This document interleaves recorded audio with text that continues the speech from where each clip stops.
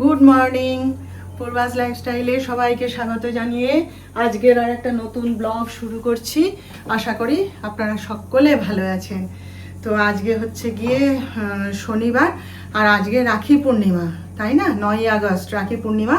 তো ভিডিও শুরু করার আগে আপনাদের সবাইকে শুভ রাখি পূর্ণিমার অনেক অনেক শুভেচ্ছা, প্রীতি ও ভালোবাসা জানাচ্ছি।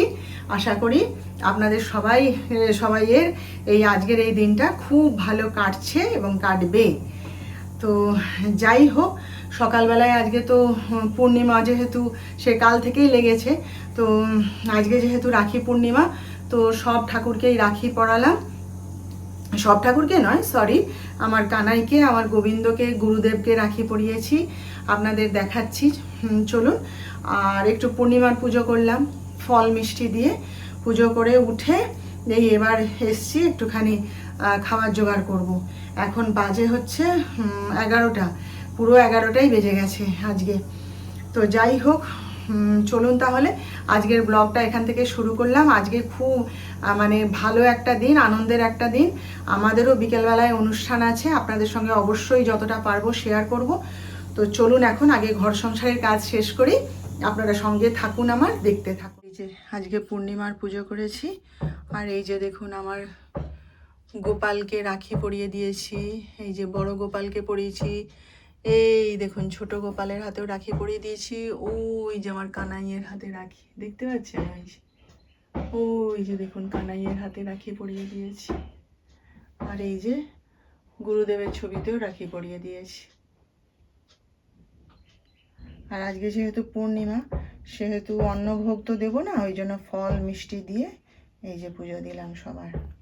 তো রান্না হয়ে গেছে, আজকে তো সব নিরামিষ। আর ডাক্তার সাহেব যাওয়ার আগে বলছে আজকে সব নিরামিষ করবে, কিন্তু পূর্ণিমা কিন্তু। আমি বলি পূর্ণিমা কাল থেকে লেগেছে, কাল থেকে তো নিরামিষ খেয়ে আছো, খেয়াল নেই? আর কিছু বলেনি। এই যে মোচার তরকারি, এটা আমার জন্যে। এখানে পাঁপড় ভাজা করেছি, আর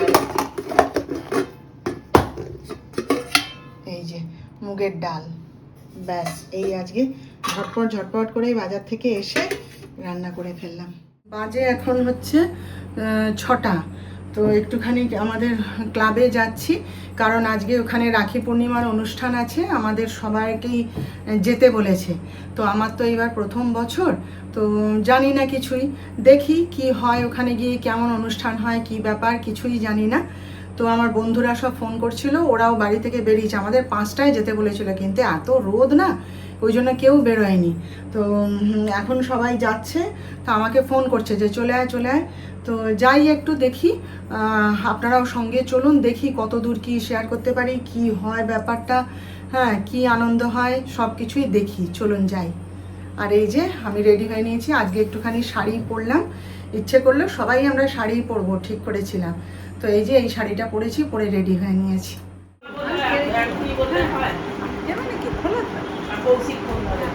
উঠেছে সবাই উঠছে। যাও তুমি আগে যাও। তুলে নিয়েছি।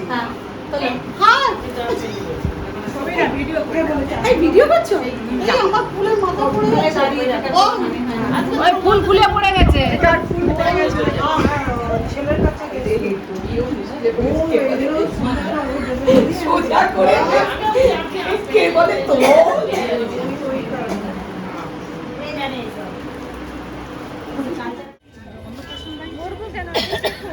হ্যাঁ মনেই নেই, তুমি বললে পরে মনে পড়ে।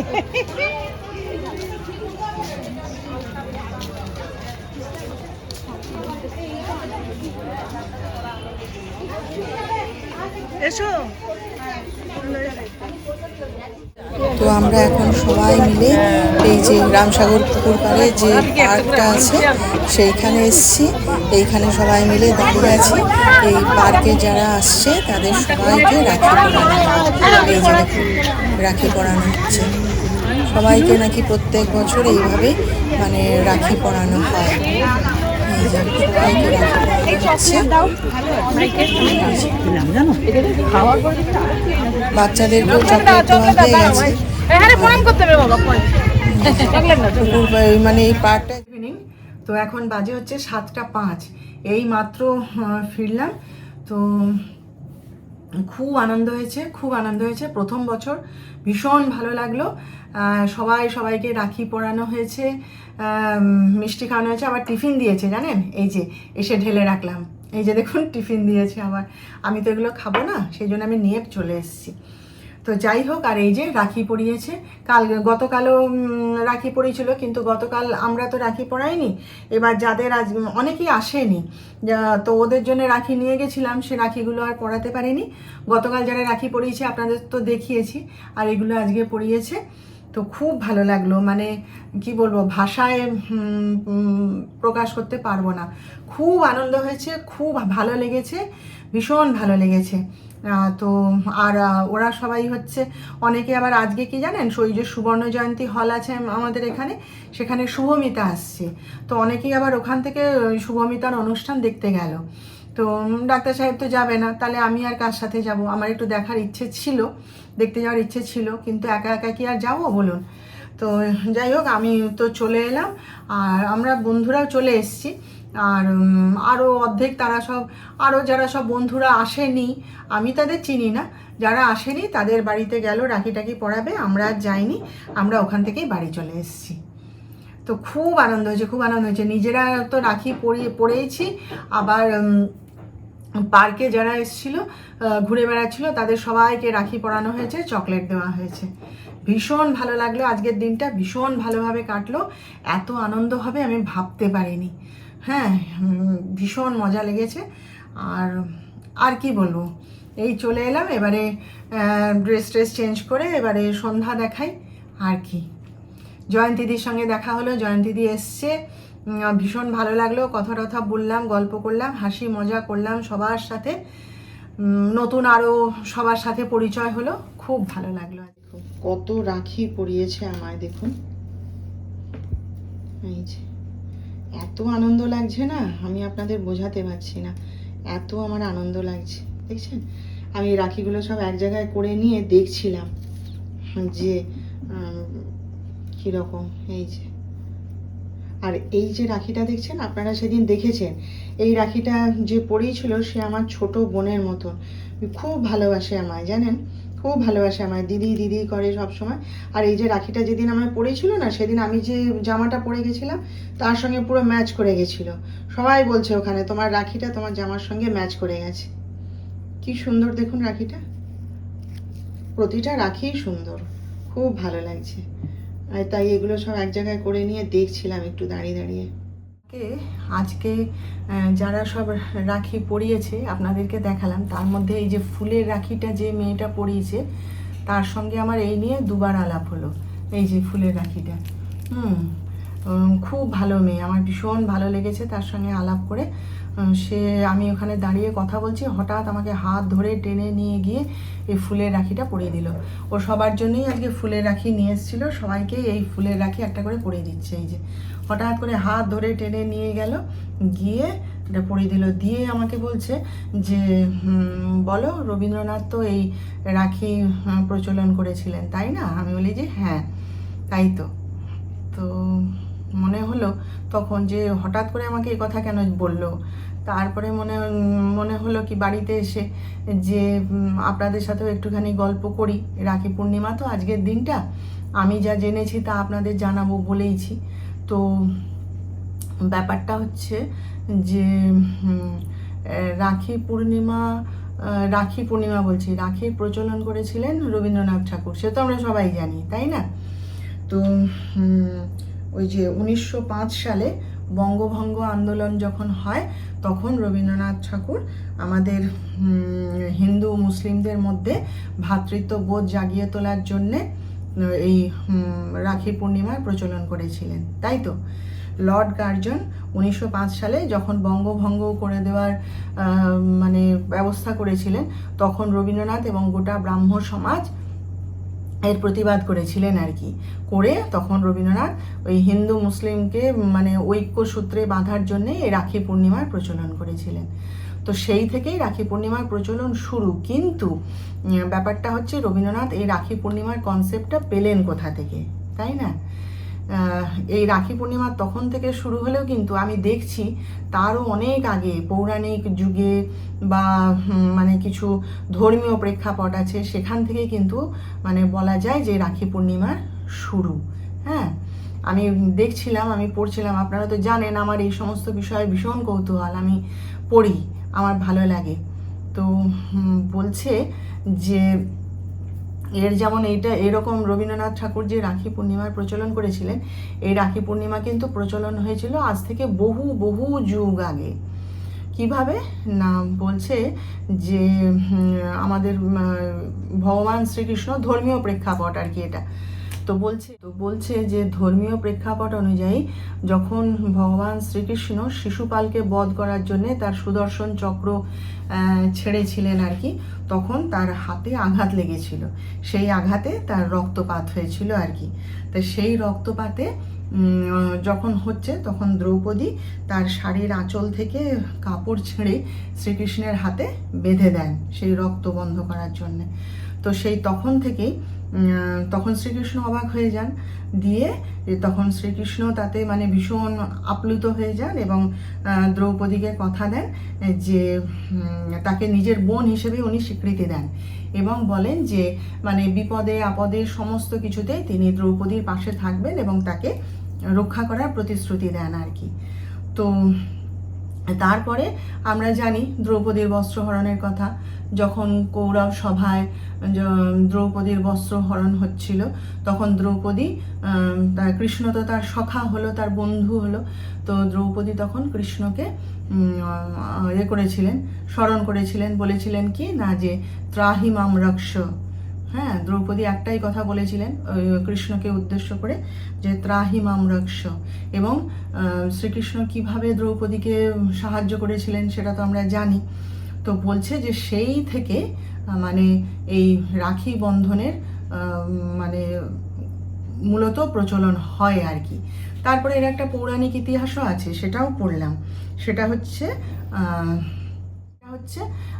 ছোট ছোট করে বলি, না হলে অনেক বড় হয়ে যাবে তো ভিডিওটা, সেই জন্যে। তো সেটা হচ্ছে পৌরাণিক ইতিহাসটা হচ্ছে কি, এইটা কিন্তু আমি জানতাম না, আমি শ্রীকৃষ্ণের ব্যাপারটা জানতাম, পৌরাণিক ইতিহাসটা কালকে দেখলাম। বলছে দৈত্য রাজা বলি তিনি ছিলেন বিষ্ণুর উপাসক, বিষ্ণুর খুব ভক্ত আর কি।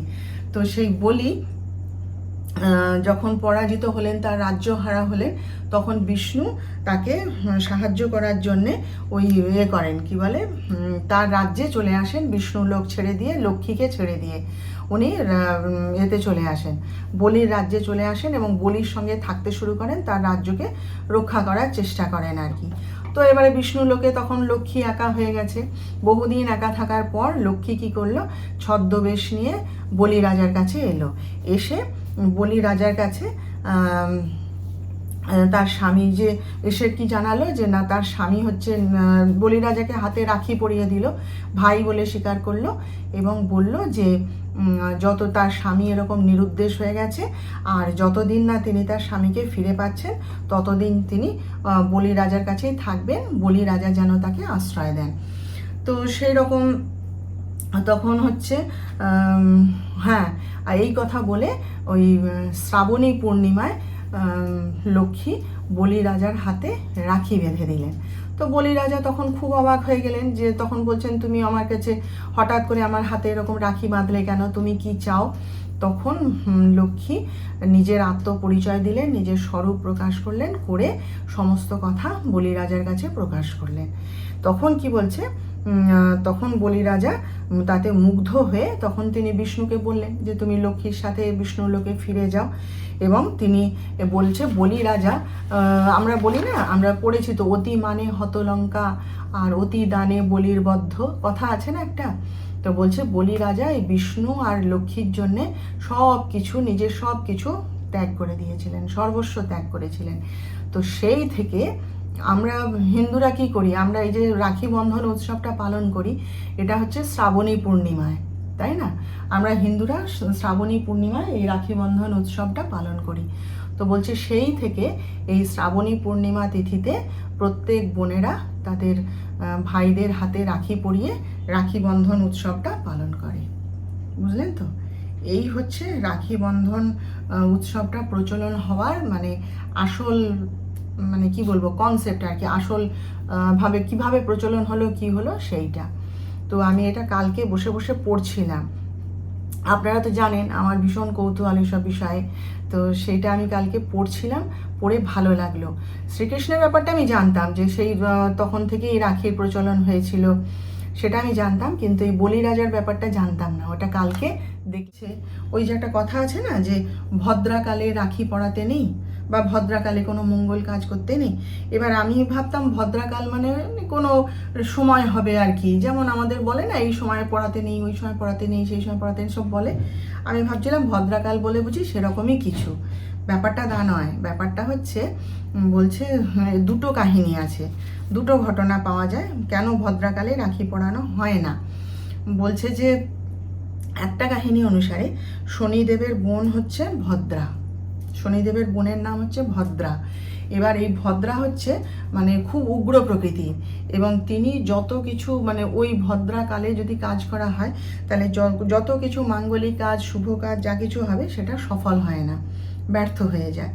তো মানে বলছে ভদ্রা এতটাই উগ্র প্রকৃতির ছিল যে ভগবান ব্রহ্মা তাকে অভিশাপ দিয়েছিলেন যে এই ভদ্রা কালের মধ্যে, যেমন আমরা বলি না শনির সময় চলছে, শনির দশা চলছে, হ্যাঁ শনির 4.5, ওগুলো তো একটা সময় তো না, ওই সময়টা কেটে যায় এক সময়, তো সেই রকম ভদ্রাকাল। বলছে ভদ্রাকালের মধ্যে যদি কোনো ব্যক্তি কোনো রকম শুভ কাজ করে বা মাঙ্গলিক কাজ করে তাহলে সেটা সফল হয় না, সেই জন্যে ভদ্রাকালে কোনো শুভ কাজ করা হয় না। আবার আর একটা কাহিনীও দিয়েছে, সেটা বলছে যে লঙ্কার রাজা রাবণের বোন ভদ্রাকালে রাবণকে রাখি বেঁধেছিলেন, সেই কারণেই কিন্তু রাবণ বিনষ্ট হয়েছিলেন। সেই জন্যে ভদ্রাকালে বোনেরা রাখি, ভাইদের রাখি পরায় না। এবারেও আগের বছরেও কিন্তু ভদ্রাকাল ছিল, আগের বছর আমরা রাখি পরাইনি, এমন সময় পড়েছিল যে আমরা রাখি পরাতে পারিনি আমাদের জিমে।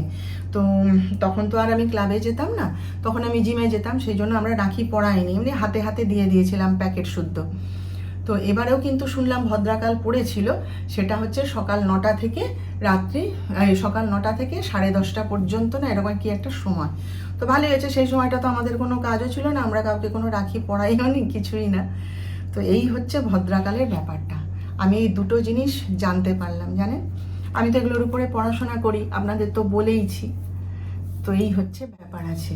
কি বলুন তো, বলছে রাখিতে 3টে গিট মারতে হয়। যখন আমরা রাখি বাঁধি ভাইয়ের হাতে, আমরা তো এমনি একটা ফাঁস দিয়ে তারপরে এমনি একটা ফাঁস করে দিই, কিন্তু নিয়ম হচ্ছে 3টে গিট মারা। তো 3টে গিট মারার প্রথম গিটটা হচ্ছে ভাইয়ের দীর্ঘায়ু কামনা করে, দ্বিতীয় গিটটা হচ্ছে বোন তার নিজের জন্যে দীর্ঘায়ু কামনা করে, কারণ সে ভাইয়ের পাশে থাকতে পারবে, ভাইয়ের জন্য করতে পারবে সেই জন্যে। আর তৃতীয় গিটটা হচ্ছে ভাই বোনের এই যে পবিত্র সম্পর্ক সেটাকে দীর্ঘজীবী করে রাখার জন্য। এই হচ্ছে 3টে গিটের মানে, বুঝলেন।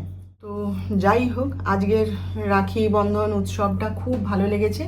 আমি ডাক্তার সাহেবকে সত্যি বলছিলাম যে জানো তো আমার এতখানি বয়স হলো, এত বছর কেটে গেল, রাখি পূর্ণিমার এই দিনটা মানে আজকে এত সুন্দরভাবে কাটলো, এত আনন্দ করে কাটলো না, আমি কিন্তু ভাবতেই পারিনি। আমার মন ভীষণ ভালো হয়ে গেছে, এত ভালো লাগলো জানেন। যাই হোক, এই রাখি বন্ধন উৎসব যেন বারবার আসে জীবনে। তবে পরের বছর আমি ক্লাবে যেতে পারবো কি না, কি করব জানি না।